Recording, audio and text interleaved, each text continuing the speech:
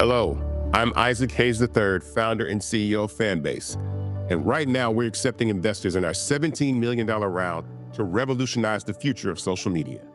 Today, for just $399, you can own 60 shares of stock in Fanbase at $665 a share. Go to startengine.com/fanbase and invest today. While the big platforms have grown too massive and disconnected from their users, Fanbase is building a platform where creators and users truly come first. We've already raised $8.6 million from everyday investors who believe in this vision, and now you can join them. This is your chance to invest in a social media tech company with over 1 million users that is disrupting media by allowing anyone to reach all of their following and monetize their content from day one. The market is changing, big platforms are failing to serve their users, and Fanbase is stepping up to fill the gap. Don't wait until it's too late. Invest now. Invest for yourself and your future.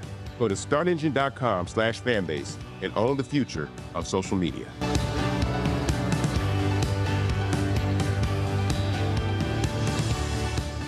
Folks, Blackstar Network is here.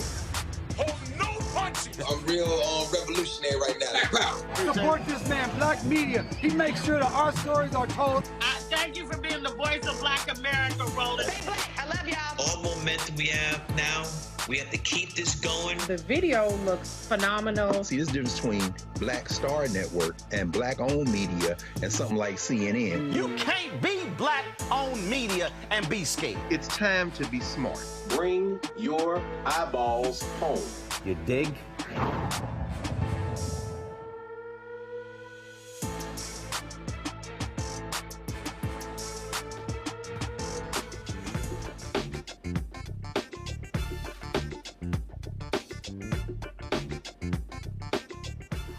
Hey, folks, today is Wednesday, February 26, 2025, coming up on Roland, Unfiltered, streaming live on the Blackstar Network. Well, guess what? In the building behind me, the U.S. Capitol, Republicans passed a resolution that will lead to more than $800 billion in cuts to Medicaid.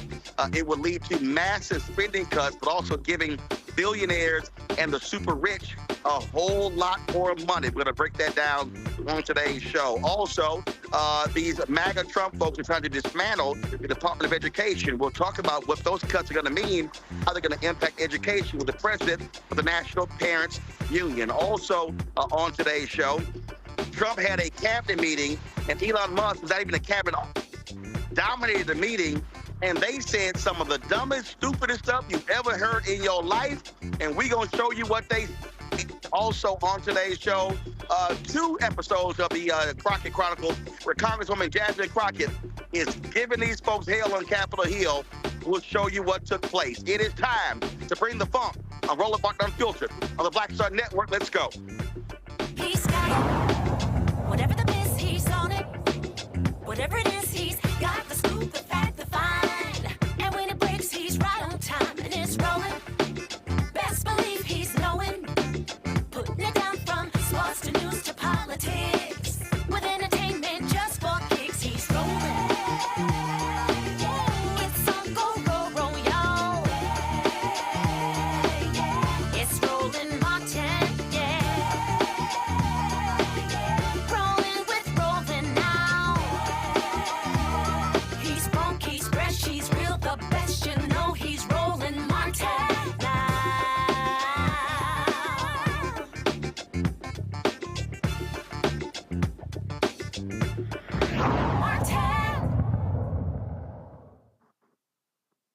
Hey, folks, MAGA and Republicans are doing all they can to destroy education in this country. Now, on the other end of Pennsylvania Avenue is the White House, where the twice impeached, criminally convicted felon in chief, Donald Trump, is allowing his nutcase folks like Stephen Miller and Russell Vought to destroy the federal budget.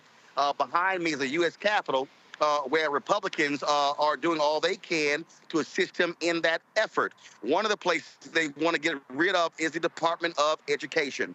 And so a lawsuit has been filed with regards to the Department of Education. Give me 1 second, folks. I'm actually headed to our studios. So a lawsuit has been filed against the Department of Education to stop a lot of these Trump cuts.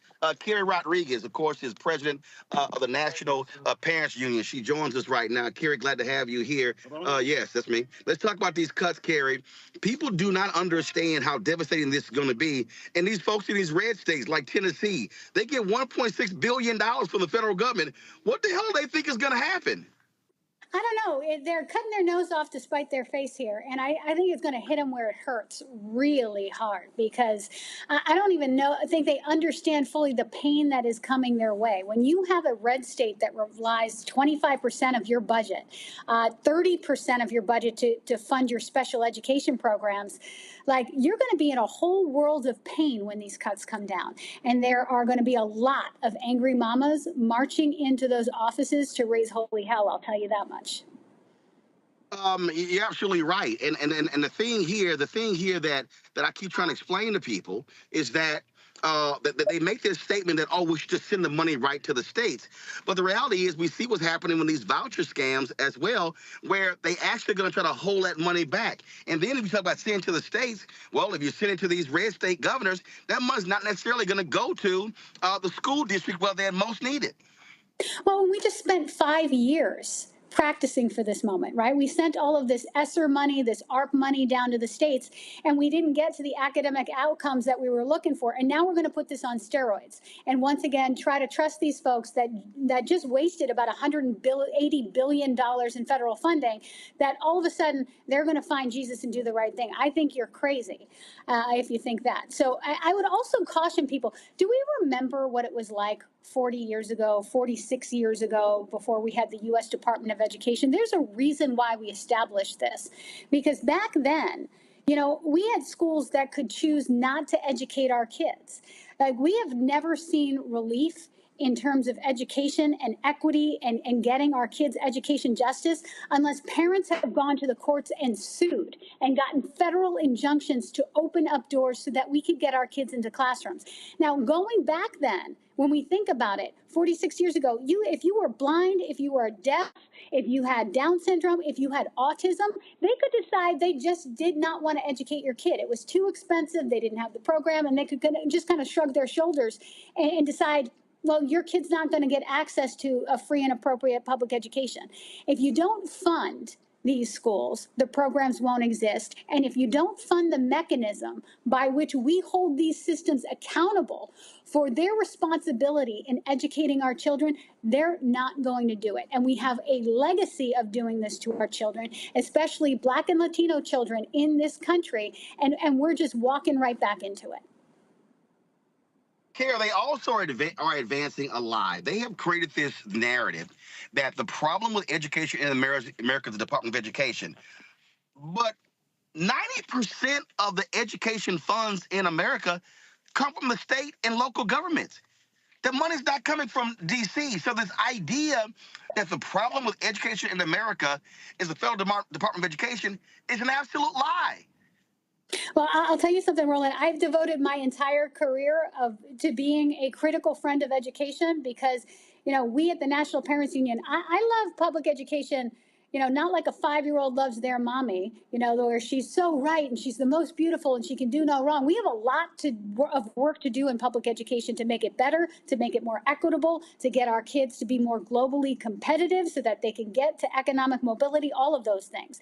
But the idea that the states and the districts don't have any responsibility. These are the guys that decide, you know, how rigorous the curriculum actually is. What standards are going to be required to graduate from high school? They have never done this well on the state level, which is why we have had to fight to get protections on the federal level so that parents could sue them, so that we could go to the Office of Civil Rights and demand justice. And now they want to take all of that away because all they want to do is push all this money right down to the states so that they can set up these voucher schemes where you're basically going to end up with choices that aren't worth choosing. And folks that can deny our kids access to education is take your money and then end up graduating kids that aren't even literate and aren't ready for the jobs and the economy of the future. None of it makes sense. And frankly, the long-term impacts that we see from this mess in 10 or 15 years, it's going to land us in a world of hurt. But also what's happening, and this is what I'm trying to get people to understand. These Republicans want to have massive cuts to Pell Grants as well. So I'm sitting here in an Uber head to the office, and you just said one of your sons dropped out of college because they couldn't afford it. Yep. So here's the whole. So this Uber driver says that whole deal. That's the case for a lot of African American students, especially going to HBCUs. That people who go there first and second year, but they can't afford to stay. If Republicans pass this massive bill to give tax breaks to super rich, they are going to drastically slash Pell Grants, and you're going to see hundreds of thousands of young folks drop out of college because they're not going to be able to afford it. If they start making cuts to financial aid, then they're screwed. And so people need to understand this. What are your parents saying? Are parents really prepared for this fight that we're about to have on our hands? No, I don't think any of us are prepared. I think that we are overwhelmed. We're struggling to understand why this administration has decided not just to attack our kids on the issue of education, but it's on all fronts.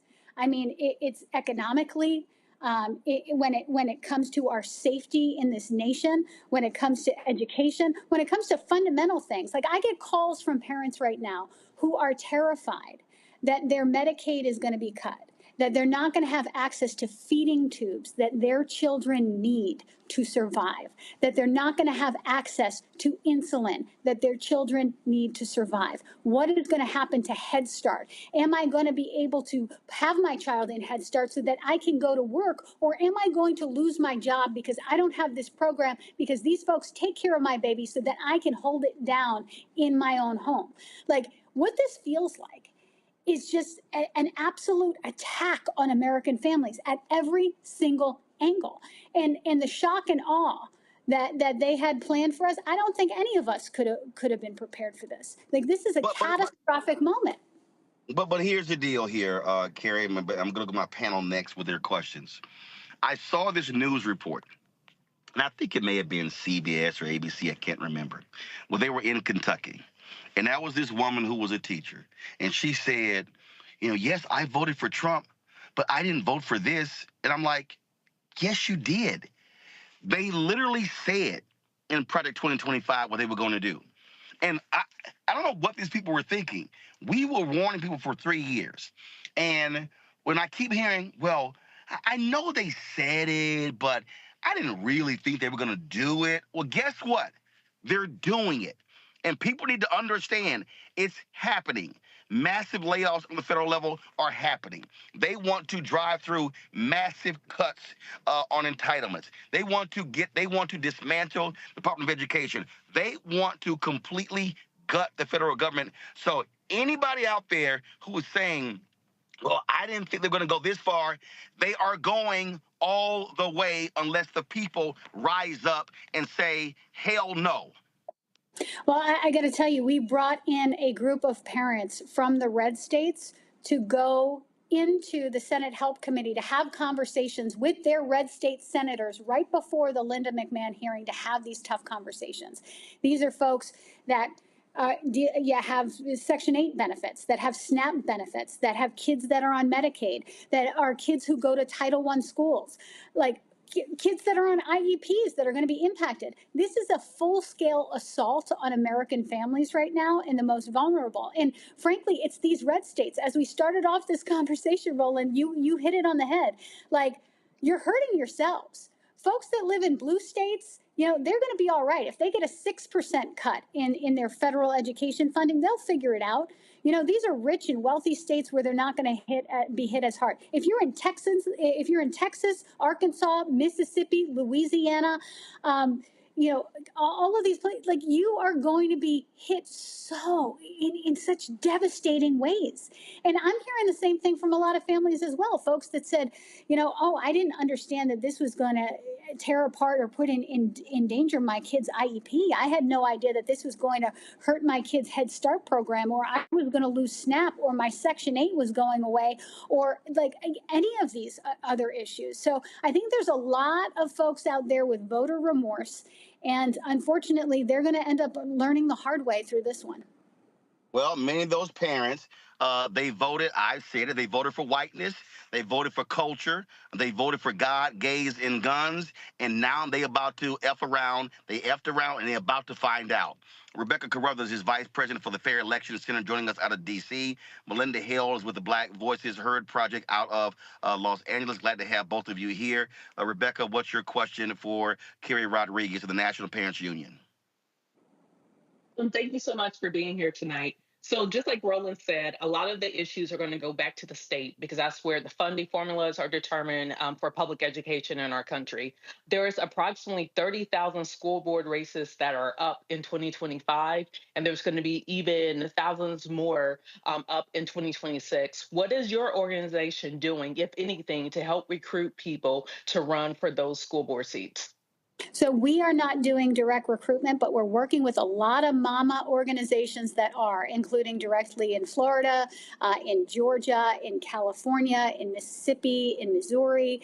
I could kind of go through the list, but there are a lot of mamas right now who are on the case and actively recruiting, because we think that that is going to be one of the critical points of resistance, because having to figure out and make these tough decisions for our kids based on those cuts and having to be the ones responsible for prioritizing, we know if we don't have the right people in place, our priorities are not going to be heard. And it's the folks that are in the arena, the folks that can step up and advocate for their kids to get their piece of the pie that are going to make out. If we move to a block grant as a way from formula funding kind of guarantees that your kids are going to get their piece of the pie, at least to some degree.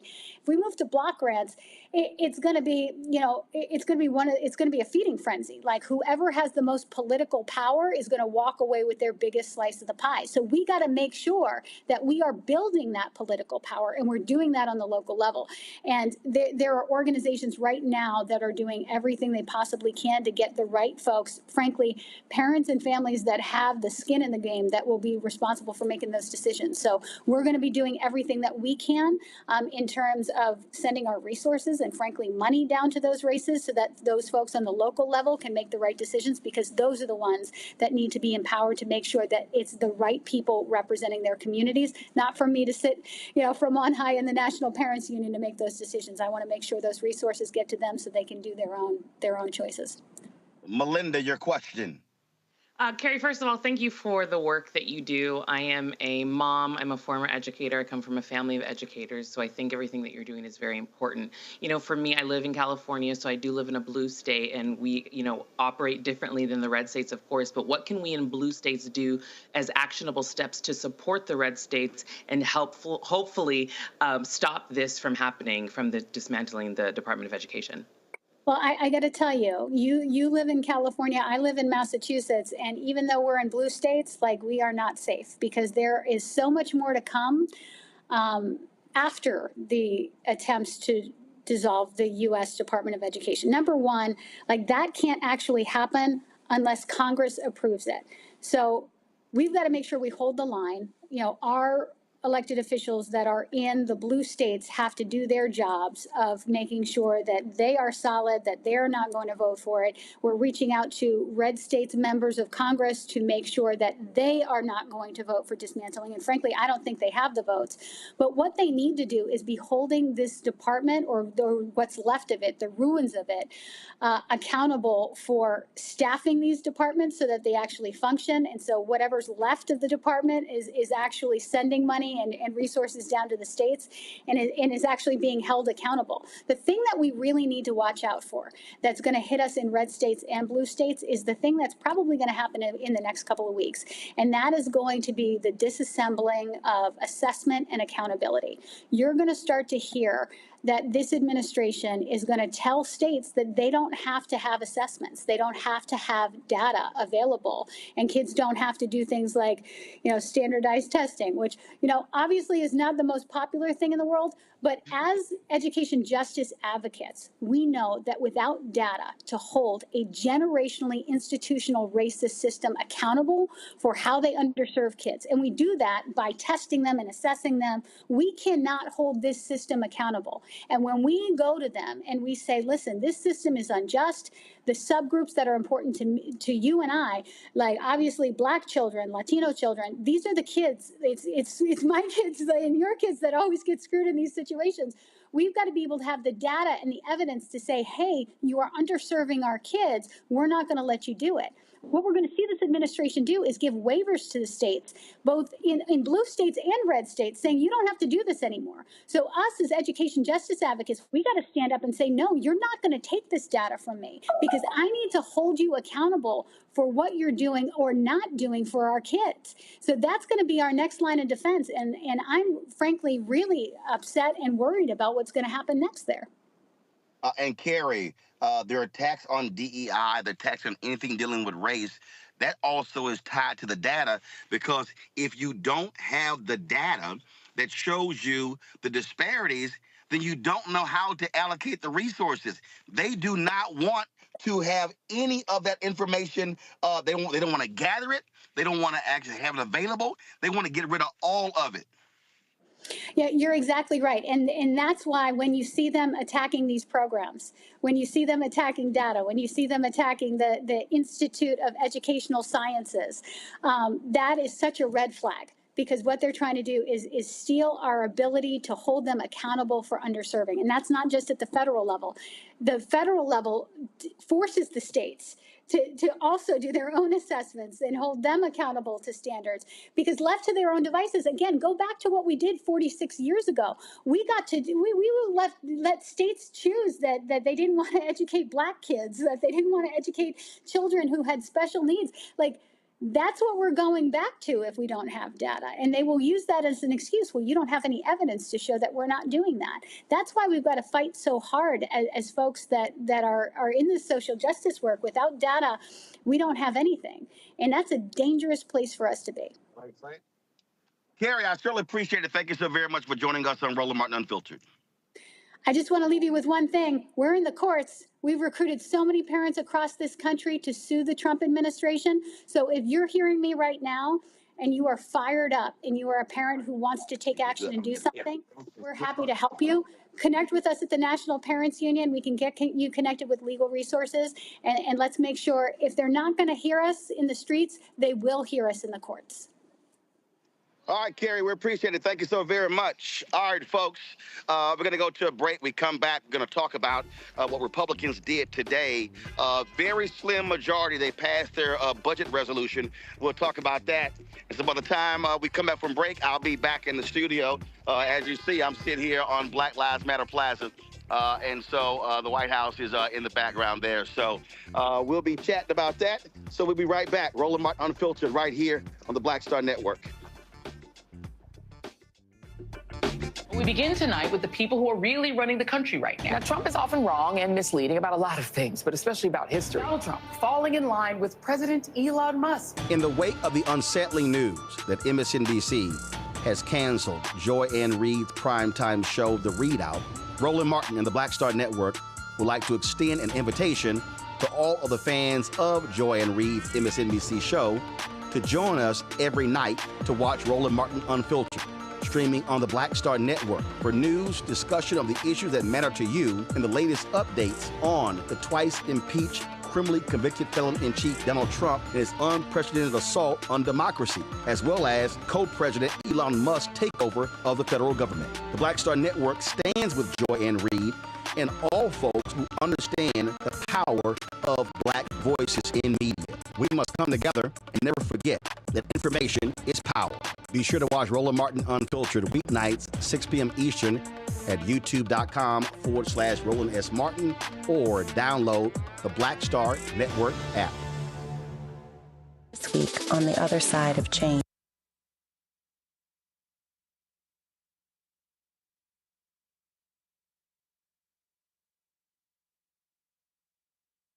abolition focused? Should we aim for reform or abolishing the entire system? Timon Felix lets us know how much possibility lies in abolition. That is such a radical image because it offers the suggestion, a suggestion that we already know to be true, which is that we have what it takes to take care of each other and to take care of ourselves. Watch us on the Blackstar Network, so tune in to The Other Side of Change.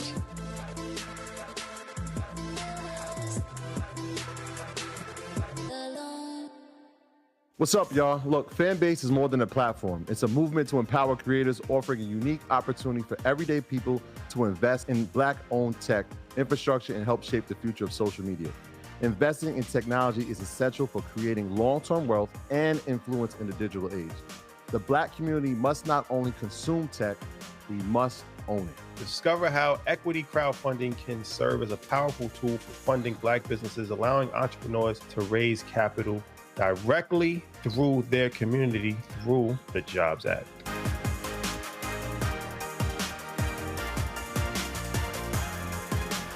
Coming up on the next Black Table, a conversation with Professor Howard W. French on his new book, Born in Blackness, covering 600 years of global African history and helping us understand how the world we know today is a gift from Black people. There could have been no West without Africa and Africa. That's on the next Black Table with me, Greg Carr, only on the Blackstar Network. Coming soon to the Blackstar Network. Well, y'all, when you're on that stage or when you're and you're seeing 2 and 3, 4 generations in the audience, that's got to speak to you about the power of what y'all have become. Oh, most definitely. I think we were doing our show before our tour, before our break, and remember, I was watching this kid. I could not take my eyes off him because he was about 9 or so. He was sitting in the front row with his over on the right hand side. Yes. I was amazed that this kid knew everything, and I was like tripping to see how many songs this kid actually knew. And he knew them all. And he knew them all. We had to go over there and bring him on stage and take a picture with him, at the end of the show and stuff, because it was just that amazing. It's like, this is crazy. The music travels everywhere, like what Philip was saying, seeing this young kid. Then you hear our songs on commercials, cold commercials. Then you have the younger ones that hear our music in animation.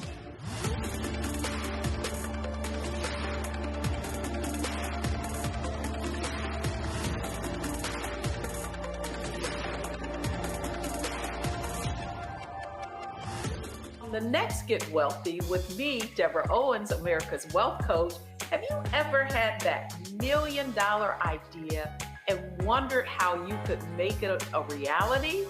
On the next Get Wealthy, you're going to meet Liska Askalise, the inventress, someone who made her own idea a reality and now is showing others how they can do it too. Positive, focusing in on the thing that you want to do, writing it down, and not speaking to naysayers or anybody about your product until you've taken some steps to at least execute. Liska Askalise on the next Get Wealthy, right here, only on Blackstar Network. How you doing? My name is Mark Carey, and you're watching Roland Martin, Unfiltered, deep into it, like pasteurized milk without the 2%. We getting deep. You want to turn that shit off? We're doing an interview, motherfucker.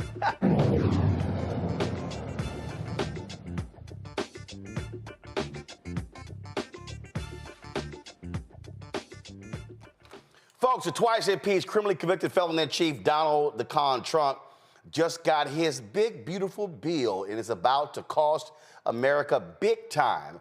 After weeks of pressure, House Republicans pushed through Trump's new budget resolution, which will contain some $4.5 trillion in tax cuts and billions more for immigration enforcement. The vote was razor thin, 217 to 215. They were whipping votes in the end.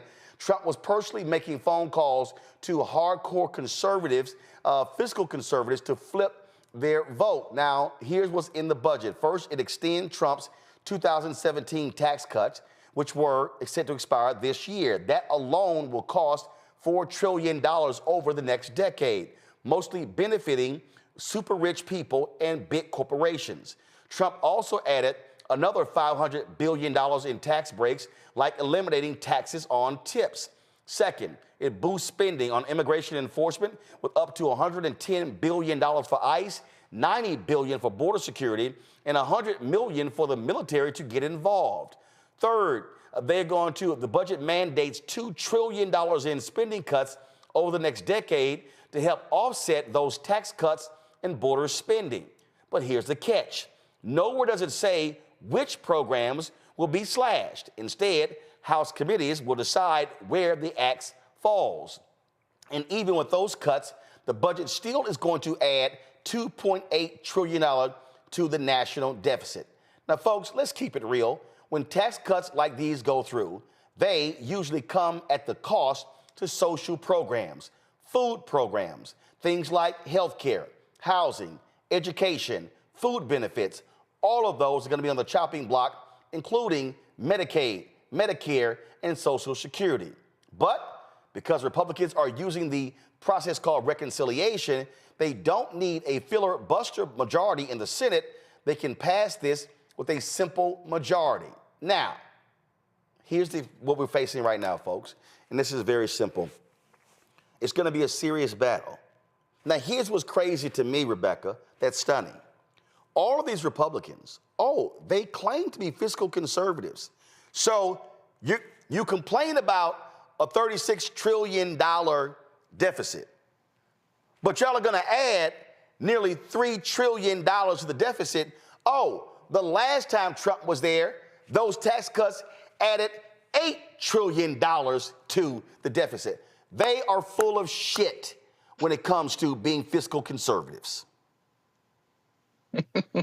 Roland, I'm not an accountant, but just even listening to that as you described it, it isn't, for years we've heard conservatives say that America has a spending problem, but it sounds like America has a revenue problem.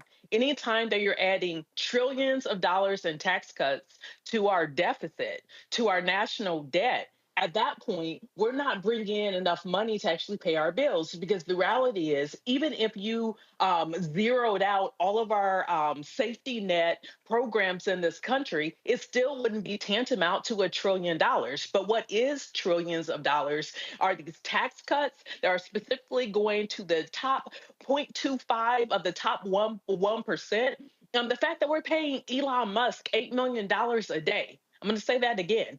Every single day, we're paying Elon Musk $8 million a day with his federal contracts. But at the same time, conservatives are trying to tell us the problem is that grandma is getting $1,800 a month in Social Security benefits.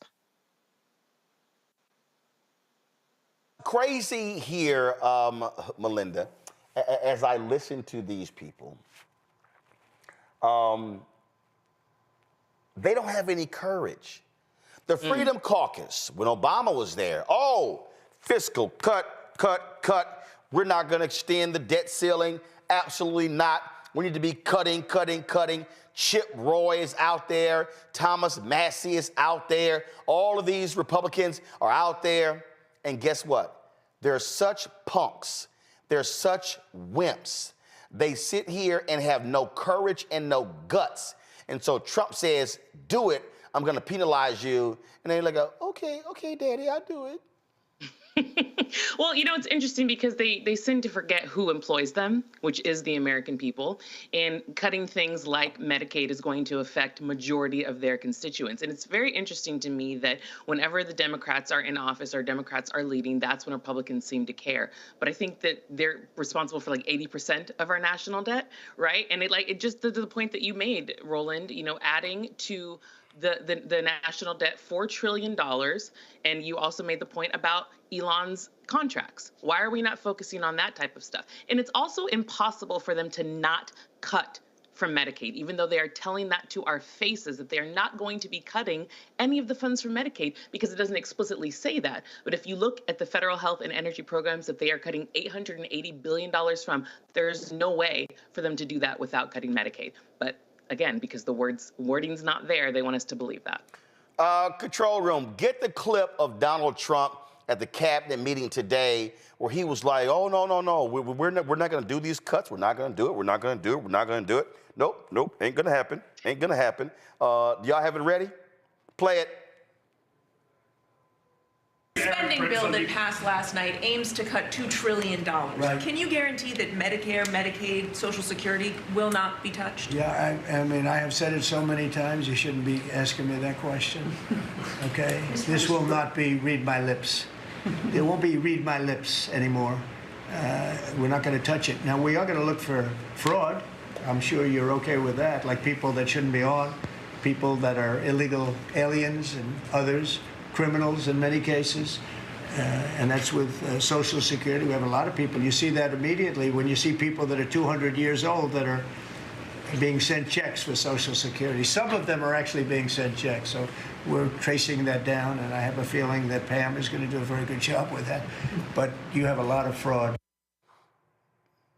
He lying his ass off, Rebecca. Lying to our faces. Melinda, lying. And then I got to show y'all this clip, okay? So here is, first of all, this dude, he served as, he was in Trump's cabinet. Okay, to force his ass out because he was corrupt.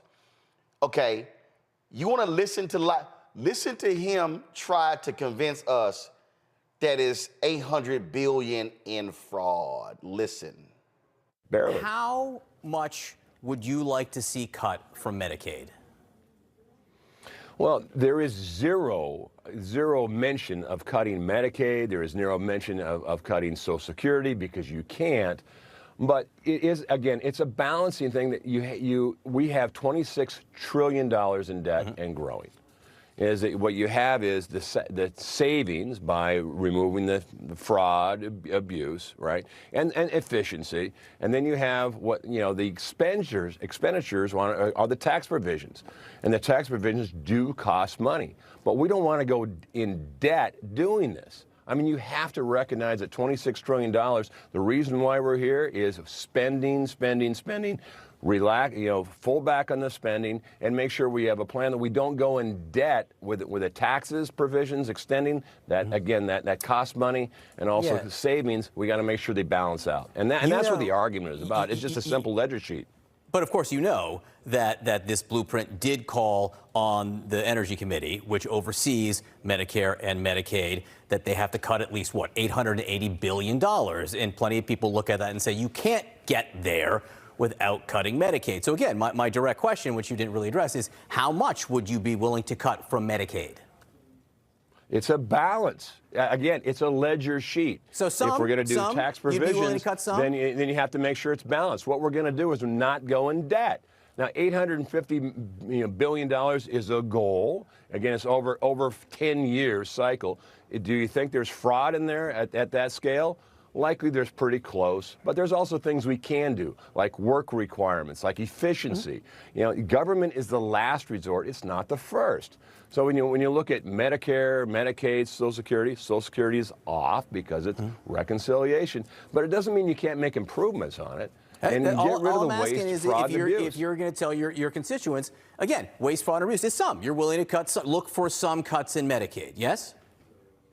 I will look at getting rid of the waste, fraud, and abuse.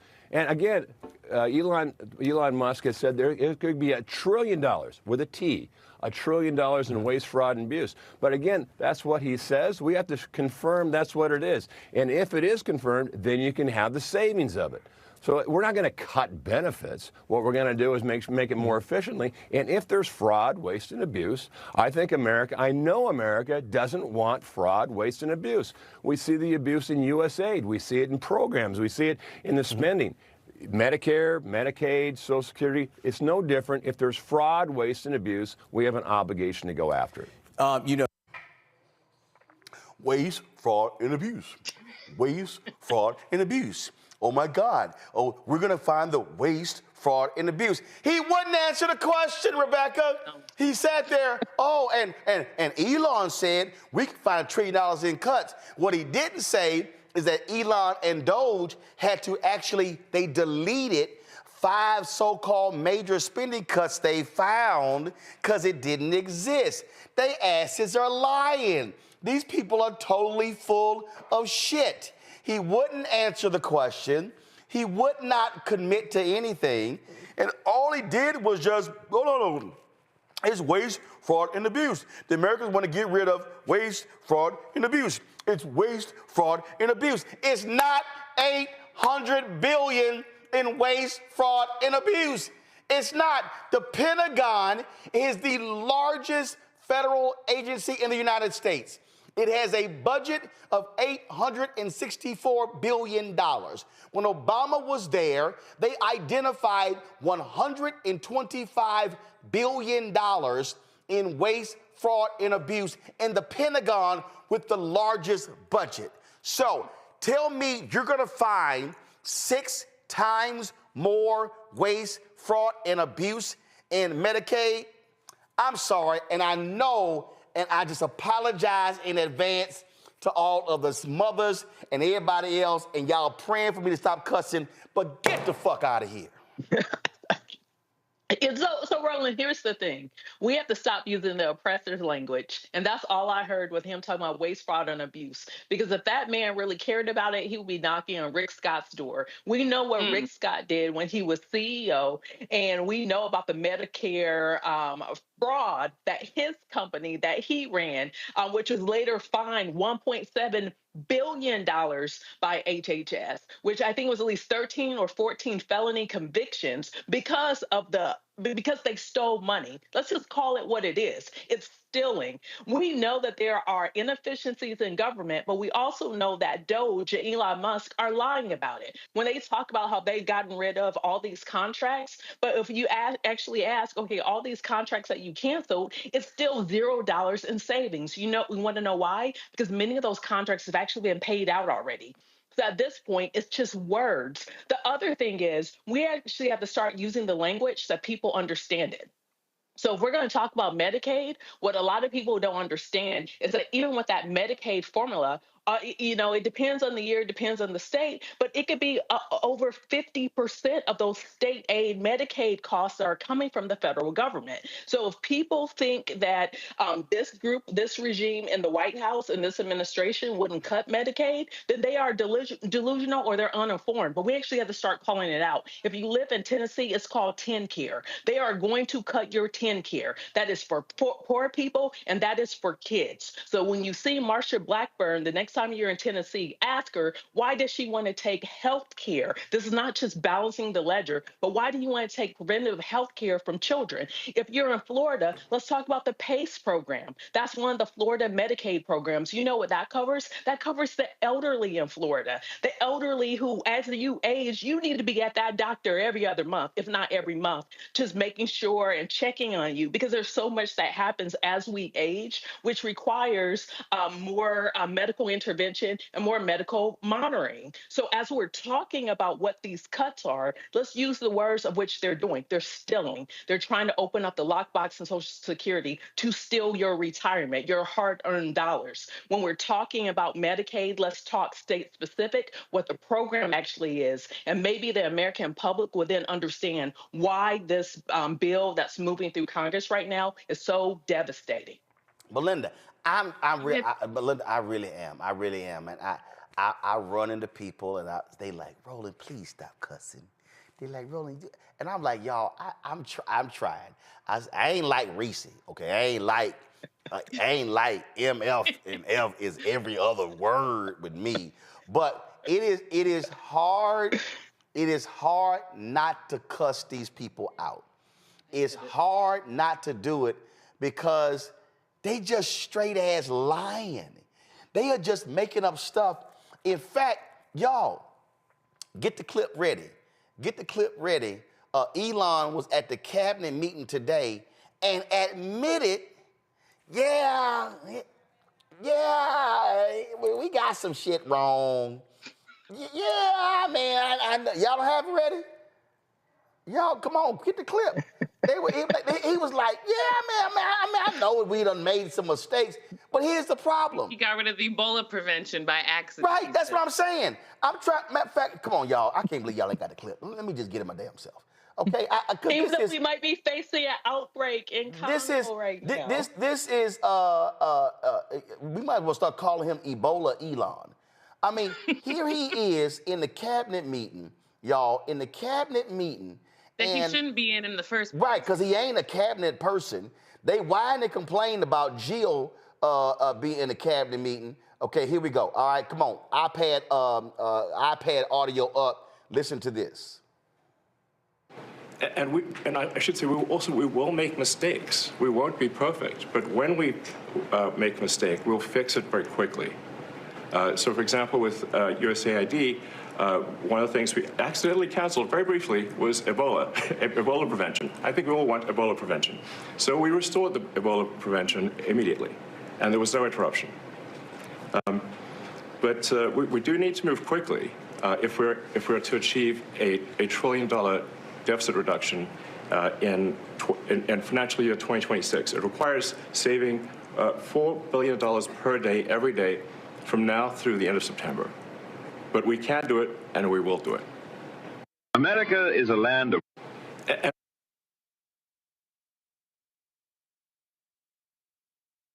All right, all y'all who don't want me to cuss, okay? Turn the TV down right now. I want y'all to turn the TV down right now, okay? All you gotta do is turn the TV down for 5 seconds, okay? So I'm gonna give y'all a countdown, cause right now I gotta cuss, okay? It's only 2 words I'm gonna use, okay? So if y'all don't want me cussing, and y'all got kids watching, turn the TV down right now. 5, 4, 3, 2, 1. Melinda, this motherfucker. This motherfucker. Oh, yeah, my bad. We accidentally cut Ebola. That's the whole point. Your dumb ass not even checking what you cutting. You just sitting there oh, shit. There was an Ebola breakout. We didn't send a team there because these dumbasses froze the money. He's supposed to have a high IQ, so smart, so brilliant. How your dumb ass cut Ebola? These people are fucking idiots. They are. And they're 19 to 25-year-olds that he has in charge of doing all of this stuff, so they're going to be continuously making mistakes. And it's a shame. They don't know what they're doing. But, of course, thank God DEI is gone so that we have the best people in charge, right? Okay, let me go. Okay, I got my guests ready. All right, here's the next dumbass. Robert F. Kennedy Jr. I need y'all to hear what this dumbass said today in the cabinet meeting. Roland. We are following the measles epidemic every day. I think there's 124 people who have contracted measles at this point, mainly in Gaines County, Texas. Mainly, we're told, in the Mennonite community. There are 2 people who have died, but we're watching it, and there are about 20 people hospitalized, mainly for quarantine. We're watching it. We put out a post on it yesterday, and we're going to continue to follow it. Incidentally, there have been 4 measles outbreaks this year. In this country last year, there were 16. So it's not unusual. We have measles outbreaks every year. Okay, all right, I got one more. I need y'all to turn y'all TV down. Just give me 5 seconds. I got to do this one more time before I introduce my guest, because I got to say it. 5, 4, 3, 2, 1. This motherfucker! Do y'all understand we have not had a measles death in America in 10 years, a whole damn decade? We've had 4 measles outbreaks this year. Somebody died because dumbass anti-vaxxers like Robert F. Kennedy Jr. after COVID were running around, don't get vaxxed. So now we got these old idiot-ass MAGA people not vaccinating their kids. Now they going to school, catching measles because they refuse to get some vaccines. These people are stupid. They are dumb. They're listening to idiots like Trump and Elon and Clay Travis and Robert F. Kennedy Jr. and all these people, and they're causing mayhem. Dr. Peter Hotez joins us right now. I came to the building. I looked up, I saw Doc on CNN. I was like, Carol, hit Doc, because I just got to get expertise. He's co-director of the Center for Vaccine Development at Texas Children's Hospital in my native Houston. So, Doc, since I'm talking to you, let me go ahead and put my hat on, since I'm a Houstonian. Texas Children's Hospital. This has to. Well, I said today, no more interviews. But then, when a Houstonian like my friend Roland Martin asked, you're someone I can't say no to, my friend. So I appreciate it, Doc. Doc, this is what you do. This is what you committed your life to do. This has got to drive you crazy. Oh, Roland, I got my MD and PhD in New York City 100 years ago, 40 years ago, in 1980s at Rockefeller Institute in Cornell in New York, and wanted to devote my life to making vaccines for the world's poorest people. We made a low-cost COVID vaccine for India and Indonesia, reached 100 million people. I wound up making the first halal COVID vaccine, which was kind of interesting because it was a vegan process. We make vaccines for parasitic diseases, and that's what I was going to do. It never occurred to me that somebody would think that making vaccines is a bad thing. What happened was my wife and Ann and I have four adult kids, including Rachel, who has autism and intellectual disabilities. And if you remember, our friend Robert F. Kennedy Jr. came out and said vaccines cause autism.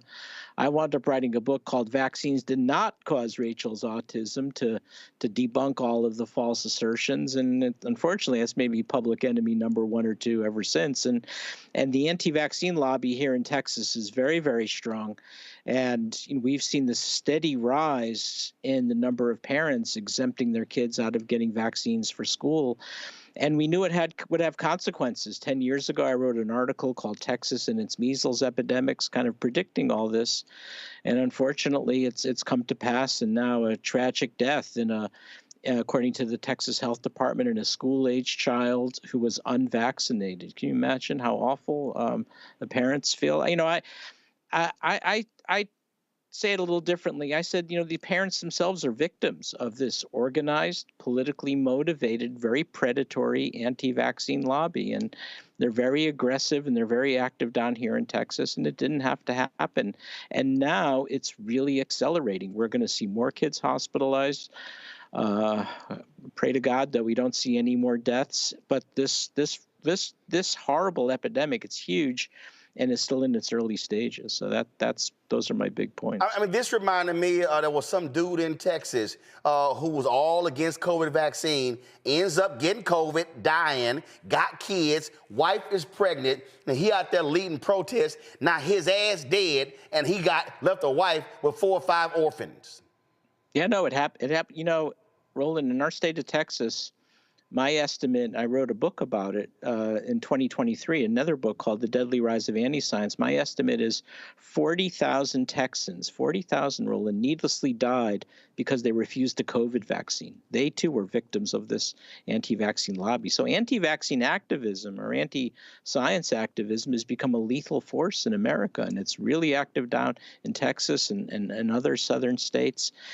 And I'm trying my best to put a halt to it. And that's why when you asked me to come on just now, I said, hey, I'm not going to miss that opportunity. Anything it takes to reach people, to explain why these diseases are so lethal and why vaccines are so life-saving, I'll take you up on that opportunity. Doc, I know we got 2 minutes left. I appreciate this. This literally just came across social media. Go to my iPad, Anthony. In a brief interview this evening, Dr. Paul Offit confirms that members of the Food and Drug Administration's Vaccines and Related Biological Products Advisory Committee received an email after 4 p.m. today informing them at the upcoming meeting to decide on how to update next season's influenza vaccines was canceled. You'll recall that the meeting is a key step to allow influenza vaccine manufacturers enough time to prepare updated shots for the next season.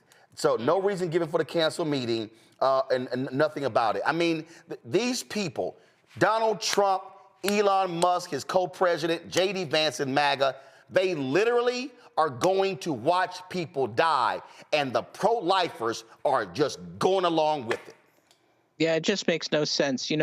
the making the influenza vaccine, making available, every September into the fall, is a carefully orchestrated dance, because you've got to pick which viruses you're going to target, because influenza virus, unlike a lot of other viruses, undergoes a lot of changes from year to year. So it's carefully orchestrated. You have to make your selection of the viruses you're going to use in the vaccine now in order to plan ahead, to give you the companies the 6 months to make it. And now, so they're meeting tomorrow at the World Health Organization. We've pulled out of the World Health Organization, so we don't get a seat at that table.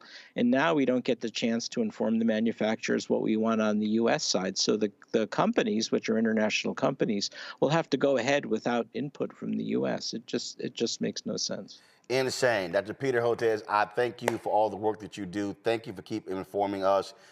And we absolutely need our doctors and our scientists who are experts at this stuff, and not a bunch of wackadoos with worms in their brain who couldn't study in college, so they chose to go the heroin route, actually speaking for the rest of us. Well, thank you, my friend. This measles epidemic is not going away anytime soon. It's going to be around, so I'm sure we'll have more opportunities to talk. Unfortunately, as much as I like talking to you, I hate coming on bringing bad news, but there you are. Well, I appreciate you informing our people. Thank you so very much. Be well, my friend. God bless. God bless. Folks, y'all, it's just, it's insane. It's insane, y'all. I mean, the stuff that was said at today's, what else dumbass stuff they said at that damn cabinet hearing today? Oh, Trump threw out there, y'all gonna love this one.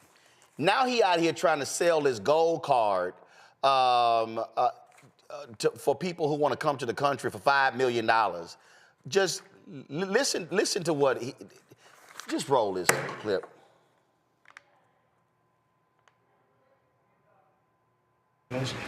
If we sell 10 million, which is possible, 10 million highly productive people coming in, or people that we're going to make productive, they'll be young but they're talented, like a talented athlete, that's $50 trillion. That means our debt is totally paid off, and we have $15 trillion above that. That boy's math ain't mathing. Run that back. Trillion. Howard was using a different number, but that's $5 trillion. If we sell 10 million, which is possible, 10 million highly productive people coming in, or people that we're going to make productive, they'll be young but they're talented, like a talented athlete, that's $50 trillion. That means our debt is totally paid off, and we have $15 trillion above that.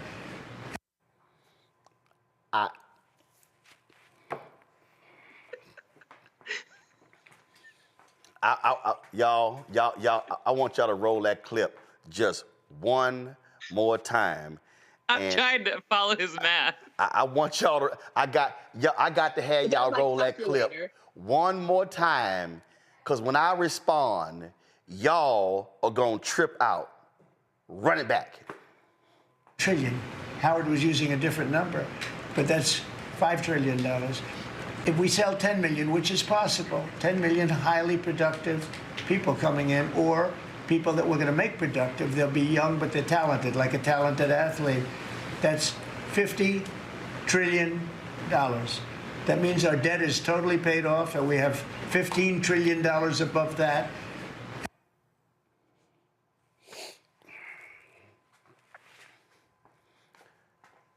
This fool just said, we gonna bring in $50 more trillion. Melinda, did you hear that? I heard all of it. Rebecca, did you hear we gonna bring in $50 more trillion? Well, here's my calculator. Right, 50 trillion, right? So you heard 50 trillion, right? Yeah, so he's gonna find 10 million. Wait. 10 million people to invest $5 million. No. I'm about to really mess y'all up. So he thinks 10 million people are gonna give $5 million, and we gonna make $50 trillion. Yes, that's what he believes. Anthony, go to my iPad. To everybody who's watching, I'm about to cuss right now. So I'm about to cuss right now. So turn your TV down for 10 seconds because I'm about to cuss. Because I try not to cuss, but there's no other way for me to properly express what I'm about to say. So 5, 4, 3, 2, 1. The entire U.S. fucking economy is $30 trillion. The entire United States economy is $30 trillion fucking dollars. So this dumbass goes, oh, we gonna sell 10 million, $5 million gold cards, and we gonna damn near double the entire U.S. economy with some gold cards, as if there are 10 million rich-ass people in the world with an extra $5 million who gonna move to the United States. Do y'all understand how this man filed for bankruptcy 6 times? This man has got to be on crack. Yes. Rebecca gone. So, okay. So I pulled out my calculator to do the math. But here's the thing. If you are someone of a high net worth individual, and you're coming into the United States on your private plane, and you decide to overstay your visa, as an example. And let's just, maybe the viewers have been down in Miami recently. You've seen that there's a bunch of Russians down there, and a lot of oligarchs and rich people. Guess what? When you are worth that much money, you get to just come into the United States. What Trump isn't telling you is that those people aren't paying money. They're just coming here and they're staying here if they choose, and they go in and out. So the idea that you're going to get a bunch of rich and wealthy elite people from around the world to say, hey, you know what? I too want to pay $5 million just to hang out in the U.S. Like right now, the U.S. is kind of ghetto. Like people aren't trying to hang out here like that. But even the idea of taking people and making them work, what is this, indentured servitude? What do you mean you're going to go and grab an athlete and what, you're going to make them work off their debt to the country? Instead, don't pass these stupid tax cuts, these $4 trillion in tax cuts, if you actually want to reduce our national debt. Let me explain something to y'all, okay? When I was at Texas A&M, I took economics class twice. And the first time I failed it. You know why I failed it? Because the shit was stupid. First day of class, Melinda, economic professor says, the theories that we are teaching here are not being used in the real world. Shot my hand up. Why in the hell we learning them? Why in the hell we learning them? So all of a sudden, I said, what we doing here? Go to my iPad. Go to my iPad, Anthony. Go. Look at it right here. The 20 countries with the largest gross domestic product, GDP, in 2024. So I want everybody to understand, leave it on there. When you hear gross domestic product, they're talking about the entire economy. That's gross domestic product. In 2024, the United States economy, we are the largest economy in the world. The GDP of the United States, according to this graphic right here, is $29 trillion. Okay? So you see the blue line and the black line, okay? Let me expand this right here, okay? You got the blue line and you got the black line, okay? So the blue is 2023, the black is 2024, okay? So when you look at this here, the United States is number one at 29 trillion. It was 27 trillion in 2023. China is 18 trillion. The Chinese economy is $11 trillion less than the United States economy, okay? All right, Germany is next. Germany is 4.7 trillion. Y'all didn't hit me. Y'all didn't hear me, okay? Germany is $4.7 trillion. The United States and China are the only two economies that are in double digits. Japan is 4 trillion. India is 3.8 trillion. The United Kingdom is 3.5 trillion. France is 3.1 trillion. Italy is 2.3 trillion. Canada is 2.2 trillion. Okay? Brazil is 2.1 trillion. Russia, 2.1 trillion. South Korea, 1.8 trillion. Okay? Mexico, 1.8. Australia, 1.8. Spain, 1.7. Indonesia, 1.4. Turkey, 1.3 trillion. The Netherlands is 1.2 trillion. Saudi Arabia is 1.1 trillion. Switzerland is 942 trillion. The reality, Melinda, is when you look at the economies, you are not going to somehow discover $50 trillion. That ain't happening. I think that he thinks that there are 10 million versions of Elon Musk in other countries for some reason.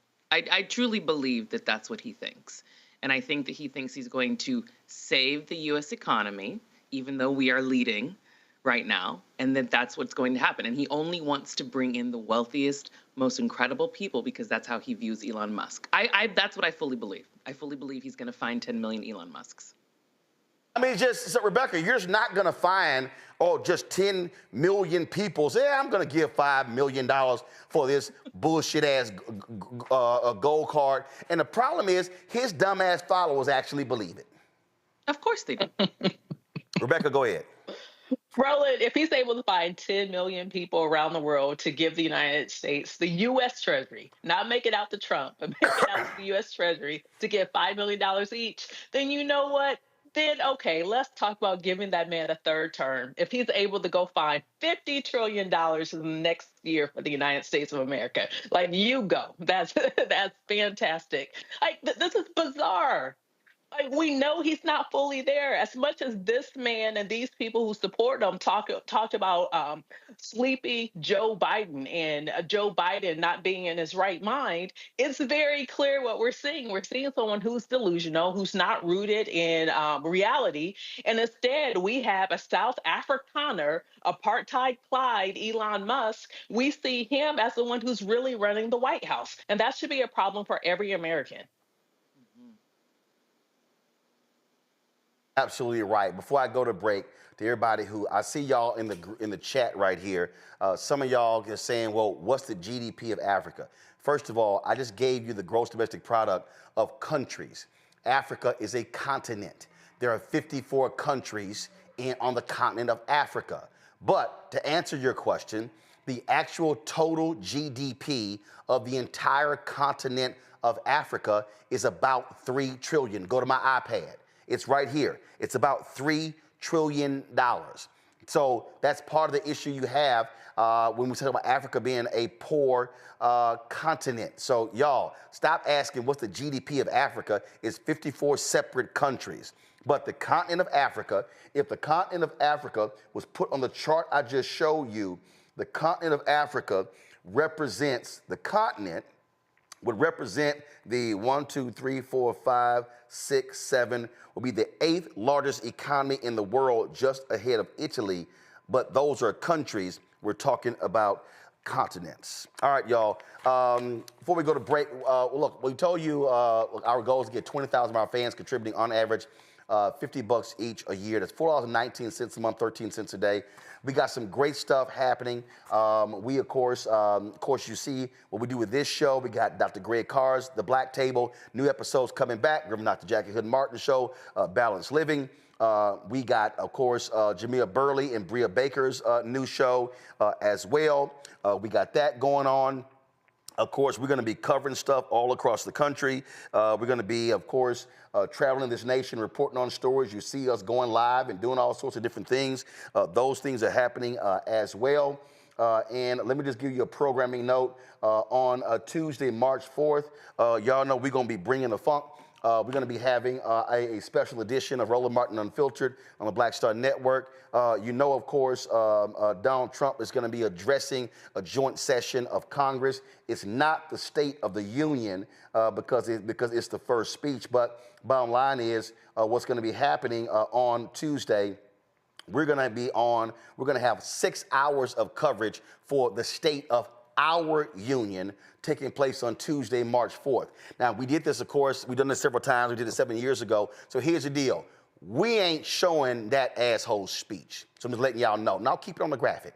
We ain't showing his speech. So what's going to happen is we're going to be breaking down the state of our union our way. So we're going to have labor leaders. We're going to have a grassroots panel. We're going to have millennial panel. We're going to have CBC members. We're going to have a business panel. We're going to have a civil rights panel. We're going to have a voting rights panel and our political panel. And when Donald Trump starts talking to Congress, Reverend Dr. William J. Barber of Repairs of the Breach is going to give our State of the Union speech from New Haven, Connecticut, where he is teaching, where he is leading a religious institute at Yale University. And so we'll have the clips after that fool is speaking, but y'all don't have to waste your time watching his speech. We are going to have, and ain't nobody else in black-owned media will be doing this on Tuesday.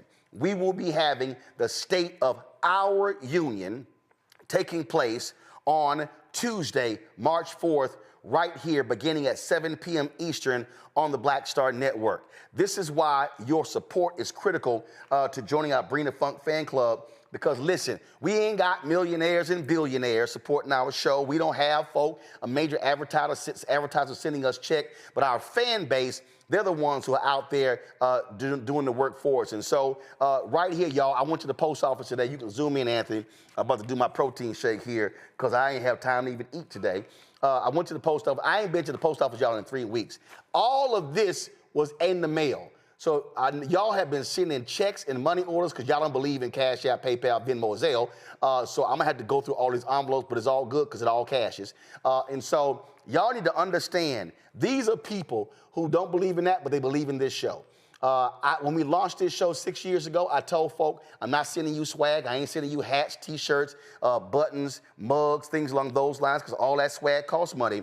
And so there are people who support this show, who believe in the mission of this show. We appreciate their support. If you want to join our Bring the Funk fan club, if you don't want to see and check in money orders, you can use Cash App.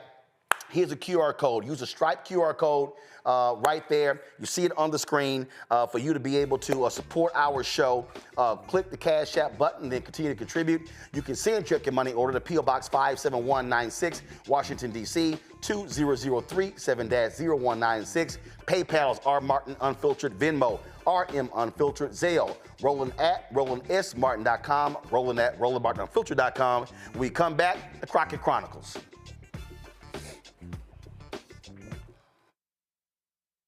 We begin tonight with the people who are really running the country right now. Now, Trump is often wrong and misleading about a lot of things, but especially about history. Donald Trump falling in line with President Elon Musk. In the wake of the unsettling news that MSNBC has canceled Joy Ann Reid's primetime show, The Readout, Roland Martin and the Blackstar Network would like to extend an invitation to all of the fans of Joy Ann Reid's MSNBC show to join us every night to watch Roland Martin Unfiltered, streaming on the Blackstar Network for news, discussion of the issues that matter to you, and the latest updates on the twice impeached, criminally convicted felon-in-chief Donald Trump and his unprecedented assault on democracy, as well as co-president Elon Musk's takeover of the federal government. The Blackstar Network stands with Joy Ann Reid and all folks who understand the power of black voices in media. We must come together and never forget that information is power. Be sure to watch Roland Martin Unfiltered weeknights, 6 p.m. Eastern at youtube.com/Roland S. Martin or download the Blackstar Network app. This week on The Other Side of Change. Abolition focus. Should we aim for reform or abolishing the entire system? Timon Felix lets us know how much possibility lies in abolition. That is such a radical image because it offers the suggestion, a suggestion that we already know to be true, which is that we have what it takes to take care of each other and to take care of ourselves. Watch us on the Blackstar Network, so tune in to The Other Side of Change.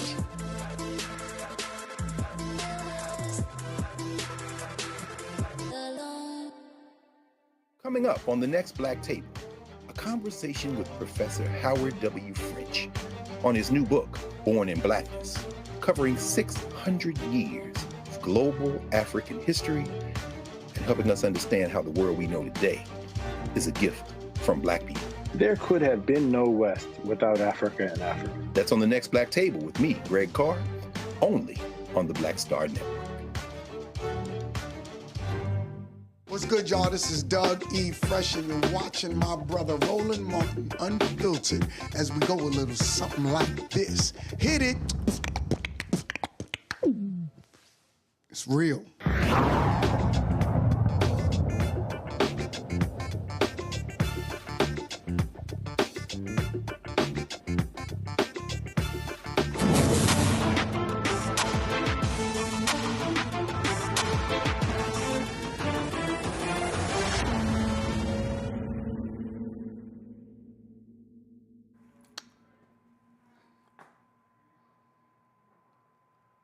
All right, y'all, one of the best messengers in the Democratic Party today is Congresswoman Jasmine Crockett, my Congresswoman, yes.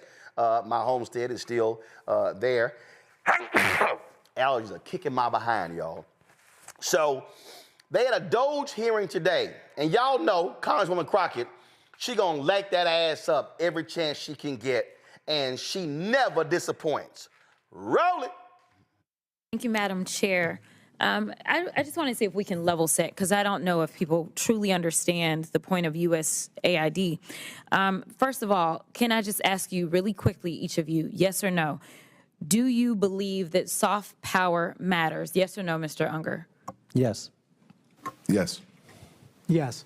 Absolutely. Okay, so for the American people, because I don't know that there's been a conversation about soft power, but soft power is basically our way of building diplomacy around the world. And so how we build that diplomacy probably looks different in every different administration. But the issue that I have right now is that some would argue that we've taken a butcher knife where we need a scalpel, or others would just say that we are throwing out the baby with the bathwater. But either way, we are not accomplishing our goal, because as it's been laid out, we have people that have gone hungry, we have people that have died. So let me try to make sure that people understand what it is that soft power is, which is building diplomacy. The next part of that I want you to understand, those of you that are watching, is that as members of Congress, we do have congressional oversight to the extent that we actually travel the world. We go, we sit down with world leaders, we talk to them about the programs that we have, we talk to them about trade. We also have an opportunity to go and visit and talk and see exactly how our dollars are being spent. And if you are a good member of Congress, you do that.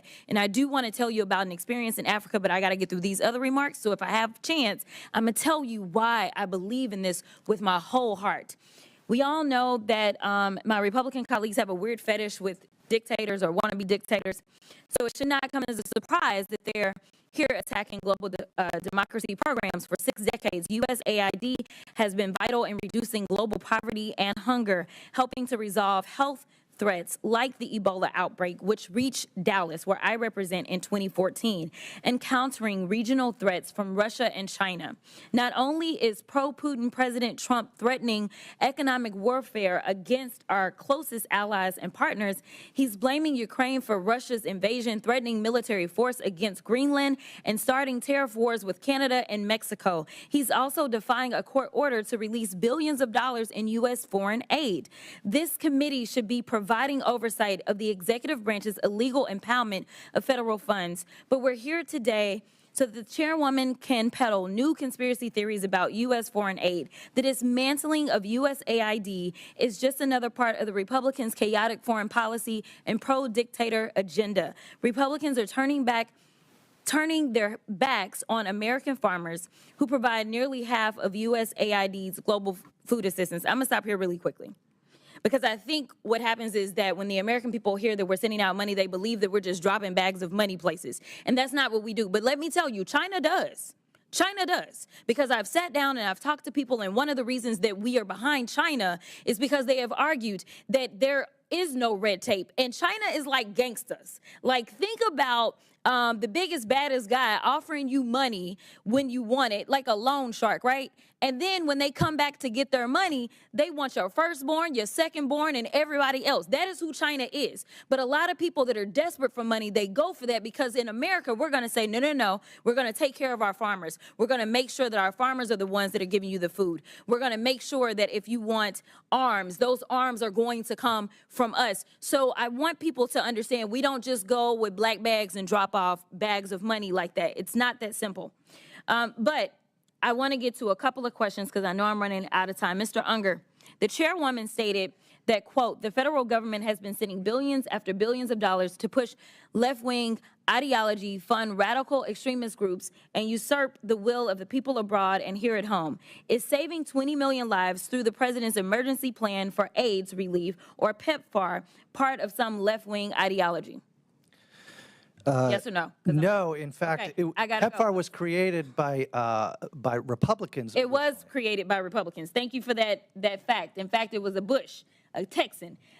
What about eradicating polio in nearly every country and cutting malaria deaths in half? No. Okay. So here's the other thing, and I don't know if anybody knows the answer to this question. We have been talking about USAID and trying to pretend like it's the devil, but when we look at the numbers, is it 50% of our budget that goes to USAID, Mr. Unger? Yes or no? The money that goes to AID is less than 1 cent if all of the federal budget is $1. Thank you. It is less than 1% of our budget. So we are focusing on less than 1% instead of the other 99%. I need the American people to wake up and recognize and start asking questions about these other areas, such as the gentlelady's time has expired. See, Rebecca, this is what happens when you have somebody who knows how to talk like regular people. And I wish more of these Democrat members of Congress would bring that attitude, that fire, that feistiness, and that knowledge to bear. When you talk too political, folk can't feel you. But when you're speaking the way she does, you connect with the regular, ordinary person. You have to be relatable. But in order to be relatable, you have to be out talking to everyday people. You can't just be inside of your fancy dinners or just talking to your small group of folks. You can't be insulated. If you're going to be an elected official in this country, if you're going to be a public servant in this country, and now I'm speaking directly to Democrats, if you want this country to understand what your plan is, if you want this country to understand why they should oppose some of the things that this administration is doing and is promising to do, then you have to bring it to where they are. They have to understand it. You can't call it in Washington speak, but you have to talk about it in your locality with how people talk about issues. When they want to say, oh, well, this is just a budget line, this is all about just cutting waste out of the government. Like, no, this is now saying that an elder in our community can no longer pay for hearing aids because now it's going to be that much more expensive. Or it's someone, our cousin who might have diabetes, is now going to have to pay even more to get their diabetes medication, or my sister who has allergies and trying to get an EpiPen. Now she can't get her EpiPen because now it costs hundreds of dollars to renew and get a new EpiPen. Or it's going to cost my 5-year-old, little cousin who needs a new inhaler. You have to talk about it in ordinary language with ordinary experiences that people are facing, so people can actually put their personal experience as they're hearing these things. What's unfortunate is that there aren't a lot of news sources right now that's delivering straight information. So it's even more important now that people like Jasmine Crockett is talking in plain language. And so, Melinda, what we're seeing here, this is how you have to press these folk every single day. Absolutely. And I love the way that she words things in a very relatable way.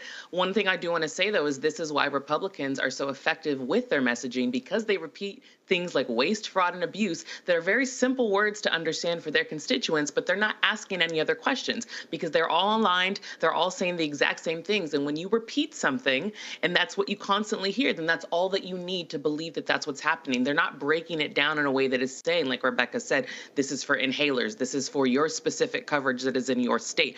And what I do love about Jasmine Crockett is that she is breaking it down for people to understand. But this is also one of the reasons why people are leaning towards shows like yours, Roland, more independent media, because you are getting to the heart of the matter, because you are breaking it down in simple ways for people to understand, and you're speaking, you know, Jasmine's language. So that people just need to start listening to more people like her and you. Absolutely that. And okay, this is gonna be the last time I'm gonna cuss on the show. So if y'all don't want me to cuss, live. This gonna be the last time I'm gonna cuss today. The last time I'm gonna cuss today. Okay. And when you talked about why people, not today. Just today. So y'all can turn the TV down right now, turn the app down, turn the phone down, only for about 10 seconds. And you said, why are folks tuning in? All I can think about is the late, great Nikki Giovanni, when she was at Tavis's State of the Black America panel at USC in 2000. The Democratic National Convention was there. And I hit Tavis. Tavis, you ain't hit me back. I done email your ass. I done DM you. And so can your ass hit a brother back? Because I'm trying to see who actually, do they have a video of that clip? And y'all, at this session, and when I interviewed Nikki, when y'all go to YouTube, y'all see my interview with Nikki Giovanni, we talked about this here. And at that event, my man, the late, great Charles Ogletree, he said, Nikki, why do you love Tupac so much? And to your point, Melinda, in terms of why folks are tuning in, so everybody turn it down now because I'm about to cuss. Nikki Giovanni said, I love Tupac because somebody got to call a motherfucker a motherfucker. I said, damn it, that's one of the all-time, that's one of my top 3 all-time quotes ever. And that's just the bottom line is somebody got to say the stuff other folk are scared to say. Somebody got to call the people out who are scared. I got people been hitting me all day like, damn, dog, you called out NABJ, because somebody had to say it. I'm tired of folk hiding behind stuff, not wanting to say stuff, trying to sit here, dance around it. No, my philosophy has always been the same. If you do good, I'm gonna talk about you. If you do bad, I'm gonna talk about you. At the end of the day, I'm gonna talk about you. That's just how I roll. Our last story before we got to go, y'all, and I know it's a shortened show because I was attending an event on Capitol Hill, so that's why we started 30 minutes late. We normally do. But these dumbasses in the Trump administration, they want to shake up the U.S. military presence in Africa. They want to get rid of AFRICOM. That is the U.S. Africa Command, or called AFRICOM, and place it under the European Command. And that was created by President George W. Bush. It will significantly reduce America's influence over military operations across the continent. Again, created in 2007 to strengthen the military relationships with African nations to help counter extremist threats and provide security support. But under this idiot's changes, that role could be diminished as part of a broader effort to cut Pentagon spending, reduce bureaucracy, and pull U.S. troops out of key areas, especially in conflict zones like Somalia. Supporters of the move said it would streamline operations and make it easier for the U.S. to withdraw from specific regions, but critics warn that downsizing AFRICOM could weaken U.S. influence in Africa, where Russia and China want to expand their presence. There are also serious concerns that pulling back could embolden terrorist groups in the sub-Saharan areas, also in East Africa, forcing African nations where African forces rely on U.S. military partnerships. Now, let me be perfectly clear. I do not believe that the United States should be telling other countries what to do, especially in Africa. I do not believe it should be an unfair partnership and an unfair relationship. But when you do talk about terrorism, when you do talk about what's happening with ISIS and other countries, they are feeding off of, earlier we talked about the gross domestic product of Africa, of the continent. They're feeding off of the instability of some of these African nations. And so we can have a positive presence if that's how we operate. General Kip Ward, who was a 4-star general, he was the first leader of AFRICOM. I'm going to reach out to him to get his thoughts on this. But Rebecca, this is a perfect example when we talk about how stupid these people are. They don't understand how critically important it is for the United States to have a presence to provide stabilization to countries, especially emerging democracies. And so this is one of those dumb moves by these idiots. America First is another name for imperialism. It's another name for manifest destiny. It's another name for all those things in which we were indoctrinated and socialized in this country to believe about America. And really all it is white supremacy. They are too racist to understand why it is so important to keep AFRICOM as a framework within the continent. And you know what? FAFO, they're going to find out. Indeed, indeed. Melinda, your thoughts? I mean, she took the words out of my mouth. I understand wanting to downsize, as part of the Pentagon downsizing efforts, but to go straight for Africa, and you said Russia, and my ears perked up. So there's something to that as well. But again, it's an FAFO situation. Of course, because Putin definitely has a Russian asset in the Oval Office. Not more than one. Let's just be real. Melinda, Rebecca, I appreciate y'all being on today's show. Thank you so very much. Thank you. Roland, I got one more thing. Yep. The other day, you were going in on millennials. Now, technically, I am a millennial, but I'm an elder millennial. I just want to say I was actually down at Gina 6 when Michael Baisden, was like 2007, was calling for thousands of people to show up to make sure that those 6 young Black boys weren't being charged with that attempted murder charge. I actually showed up, and I took some other millennials with me. Good. I just want these millennials to understand they can't act like ain't nothing happened between the civil rights movement and present day. Yes, and there's so many of us who are very active, and there's so many of us that are putting in the work, and there's so many of us, including myself, who are now leading organizations in order to do this work. And so we're not a monolith. We're also in our 30s, and we're in our 40s as well, like myself. That's why I'm an elder millennial. I'm 44 now.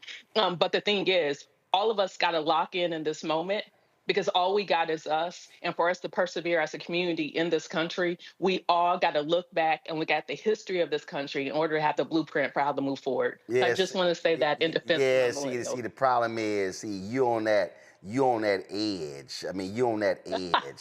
You talking about you 44, your ass damn near, you damn near Gen X. So that, I mean, I was born in 1981. But the reality is, your ass identify more with Gen X than you do millennials. So But the millennial gap is like 18 years, isn't it? Well, that's every generation. So that's just like, listen, I was born. Here's the hallmark. Here's the hallmark of millennials. One of the things about us is how we were confronted and faced a lot of school shootings. I was still in high school when Columbine happened. Right. I was in middle school when Paducah and Jonesboro all happened. And so that's one of the things that really shapes the millennial experience, because we literally saw the country see gunmen go into schools, including other students go into schools, and nothing happened. And that really shook our world. And then even we dealt with Y2K. We dealt with a lot of economic collapse when it was the dot-com bust, when we started to go to college. When we graduated from college, the economy tanked. So we've dealt with a lot of major economic crises. So I'm going to help everybody out right now. If y'all want to distinguish between millennials and Gen X, this is all you have to do. Ask a millennial if they know a series of white rock hair bands and songs from Journey, Sister Christian, Steve Perry. Come on, Anthony, come on, switch. Come on, you gotta show a face. Come on. Here's why Rebecca don't know what the hell I'm talking about. I know what you're talking about. No, what's that, Melinda? I know what you're talking about. What am I talking about? Hair bands, like Kiss, you mean? Or song from Journey, like don't. No. See, so Melinda, how old are you? I'm 38. Okay, see, here's the deal. You and Rebecca, y'all came around when black people. No, go to the 3-shot. Come on, y'all came around when black people were allowed. Can we please switch to the 3-shot? My God, thank you. Leave it like it was before. Keep it on the wide and go to the 3-shot. Stop complicating this thing. Go to the previous shot you had before. Thank you. Now switch it. All right. So here's the deal. Y'all came around when black people were on MTV. Correct. We would have, when wasn't no black people on MTV. So the reason you got Journey's Don't Stop Believing played at black parties because our asses had to watch nothing but white folks on MTV until Michael Jackson and Prince got on. So if y'all want to separate the millennials on Rebecca's end with the Gen X, just throw out Sister Christian and some of them other bands, Pour Some Sugar on Me. They don't know nothing about them songs because we had some sugar on me. Baby, I'm trying to tell you. I'm trying, right, you first of all, you got probably some Gen X parents. So that's probably why you know. Okay, that's probably why you know. But I'm just saying, y'all got to see black people on MTV every day. We didn't. All right, that's it. I got to go. Y'all, I'm cutting the show short. I got to go speak to a group here in D.C., so I got to go. It's been fun. Do me a favor, y'all. Seriously, take a shot at this. These are the folks who've actually sent us checks and money orders. I went to the post office. This is literally the last 3 weeks. I was like, damn, they had a yellow card in my box saying overflow. But this is why I appreciate this show. This is why I appreciate our fan base. Because since we launched this show, we've had 34,000 individual donors on this show. And y'all have made this show possible. And so there's so much more work that we have to do. And I want y'all to keep supporting the work that we do because it's regular and ordinary people. Ain't no millionaires, billionaires, entertainers sending us checks. Now, you know, they tell me, oh, Roland, man, you're doing a great job. We love what you're doing. But they ain't cutting no check. They ain't even giving us $1, $5, $10. But y'all, regular, ordinary folk have made this show possible. We have some unbelievable stuff coming up. Tuesday, we're going to have our State of the Black Union. We call it the State of Our Union. And so we ain't got to say black because we black 365, 7 days a week, okay? Had somebody call me, what's y'all Black History Month plan? I'm like, what the hell are you talking about? Our shit is 12 months out of the year. We don't do no Black Music Month. We do Black Music Year. And so we're going to have the State of Our Union right here on the Blackstar Network Tuesday, beginning at 7 p.m. Y'all do not want to miss it. It will be the blackest show in America. So we want to see y'all here for that special presentation. I will not be live at 6 o'clock. We'll be live at 7 p.m. But we want you to support the work that we do. If 20,000 of our fans contribute, on average, $50 each, that's $1 million. It goes to offset what we do here. Our expenses are $195,000 a month. And so what y'all see here, ain't nobody else got this. A 5,800 square foot studio, 10 robotic cameras. We got 7 cinematic cameras. The things that we do, nobody else is doing, and y'all help make it possible. If you want to give via Cash App, use the Stripe QR code. You see it right there on the screen. Point your phone to it. You can contribute via Cash App. Send your check and money order to P.O. Box 57196, Washington, D.C., 2003 7-0196. PayPal, R. Martin Unfiltered. Venmo, RM Unfiltered. Zelle, Roland at RolandSMartin.com, Roland at RolandMartinUnfiltered.com. Download the Blackstar Network app, Apple phone, Android phone, Apple TV, Android TV, Roku, Amazon Fire TV, Xbox One, Samsung Smart TV. You can, of course, get our merchandise by going to, of course, get your shirts, hashtag, we try to tell you, FAFO 2025, and also don't blame me, I voted for the black woman. Go to RolandMartin.creator-spring.com, RolandMartin.creator-spring.com, or go to the Blackstar Network app. Be sure to get my book, White Fear, How the Browning of America is Making White Folks Lose Their Minds, available at bookstores nationwide. Get it online, get the audio version I read on Audible. And be sure to download the app Fanbase, of course. And if you also want to invest, we're in the middle of a Series A raise. We're close to $10 million. The goal is $17 million. Go to startengine.com/fanbase. Folks, that's it. I'll see y'all tomorrow right here on Roland Martin Unfiltered on the Blackstar Network. Holla! Blackstar Network is here. Oh, no punch! I'm real revolutionary right now. Thank you for being the voice of Black America. All momentum we have now, we have to keep this going. The video looks phenomenal. See, this difference between Blackstar Network and black-owned media and something like CNN. You can't be black-owned media and be scared. It's time to be smart. Bring your eyeballs home. You dig?